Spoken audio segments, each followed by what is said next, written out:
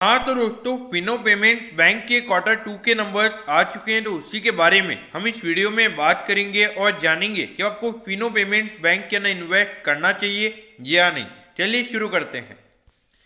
तो देखिए, यहाँ पर अगर हम सबसे पहले कंपनी के बैंक के अगर हम नेट प्रॉफिट के नंबर्स की अगर हम बात करें तो पिछले क्वार्टर के कंपैरिजन में ये नंबर 152% से बड़ा है और ये टोटल नंबर आया है 7.89 करोड़ पे।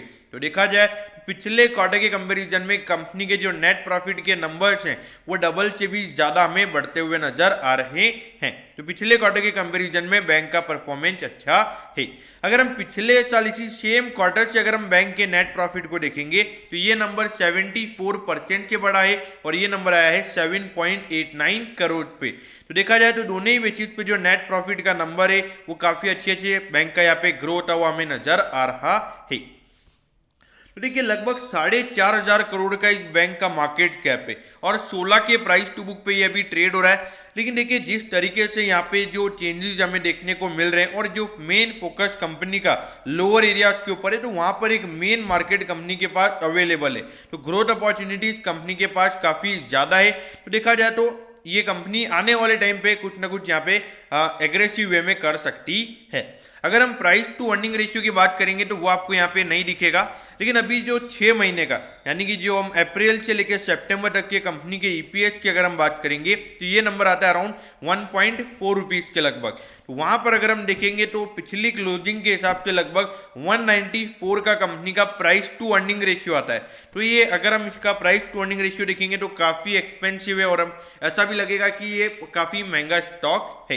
लेकिन देखिए, जिस तरीके से यहाँ पे ये बैंक एग्रेसिवली काम कर रहा है, जो बैंक के रेवेन्यू के नंबर्स हैं वो जिस तरीके से ग्रो हो रहे हैं, तो वो एक इंडिकेशन दे रहे हैं हमें कि बैंक एग्रेसिवली आने वाले टाइम पे ग्रो हो सकता है। तो इसीलिए मार्केट ने उन चीज़ों को यहाँ पे डिस्काउंट किया हुआ है। ये देखिए, अगर हम यहाँ पे लॉस के नंबर्स पे आपका मेन फोकस नहीं होना चाहिए, आपका मेन फोकस होना चाहिए बैंक के रेवेन्यू के नंबर्स पे।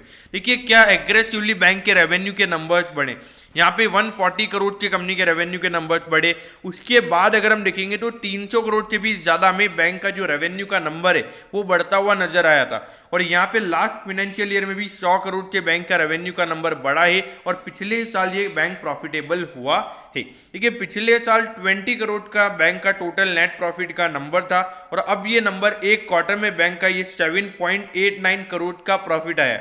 यानी कि अगर हर क्वार्टर में लगभग 7 से 8 करोड़ का बैंक का प्रॉफिट होता है तो 27 से 28 करोड़ का बैंक का टोटल प्रॉफिट इस पूरे फाइनेंशियल ईयर में हो सकता है। यानी कि पिछले साल के मुकाबले अगर हम देखेंगे तो 30 से 40% की ग्रोथ हमें बैंक के टोटल नेट प्रॉफिट में हमें देखने को मिल सकती है। तो देखिए, अगर आपकी इतनी एक्सपोनेंशियली अगर आप ग्रो होंगे तो सीधी सी बात है कि मार्केट आपको ओवर वैल्यूएशन या फिर थोड़ा सा, जिसको आप ओवर वैल्यूएशन बोलोगे तो उसको लैंग्वेज में प्रीमियम वैल्यूएशन हम उससे बोल सकते हैं। देखिए, ये जो यहाँ पर जो प्राइस के थोड़े इश्यूज रह सकते हैं, क्योंकि आज ये जो मॉक ट्रेडिंग डे था तो उसकी वजह से यहाँ पे ये प्राइसेस देखने को मिल रहे हैं।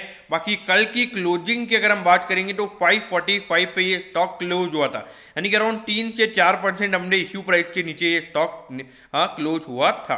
तो देखिए, फिनो पेमेंट बैंक की अगर हम बात करेंगे तो यहाँ पे रिस्क काफ़ी ज़्यादा इन्वॉल्व है, क्योंकि ये लोअर एरियाज के ऊपर ज़्यादा फोकस करते हैं। तो वहाँ पर अगर कुछ चीज़ें गलत हो जाती है तो वहाँ पे जो पूरी साल भर की या फिर कंपनी की जो पूरे टाइम की जो मेहनत होती है वो एक ही बार में वो पानी में हो जाती है। ये बात आपको समझनी होगी। लेकिन इनके पास मार्केट काफ़ी बड़ा अवेलेबल है, क्योंकि कंपनी की अगर हम बात करेंगे तो ये लोअर एरियाज के ऊपर ज़्यादा फोकस कर रहे हैं और वहाँ पर इन्हें मेन जो बैंकिंग सर्विसेज, जहाँ पे ये बड़े बड़े बैंक अवेलेबल नहीं है, तो वहाँ पे बैंक मेन अपनी जो बैंकिंग सर्विसेज है वो पहुँचा रहा है। तो वहाँ पर अगर आप देखोगे तो ये अगर धीरे धीरे उन एरियाज पे फोकस करेंगे तो वहाँ पर एक मेन जो नेट इंटरेस्ट मार्जिन की अगर हम बात करेंगे तो वहाँ पे वो काफ़ी ज़्यादा अवेलेबल है लोअर एरियाज के अंदर, क्योंकि उनको ईजिली लोन मिलते नहीं है और ये बैंक इजीली लोन प्रोवाइड करवा रहे हैं उन पर्सन्स को।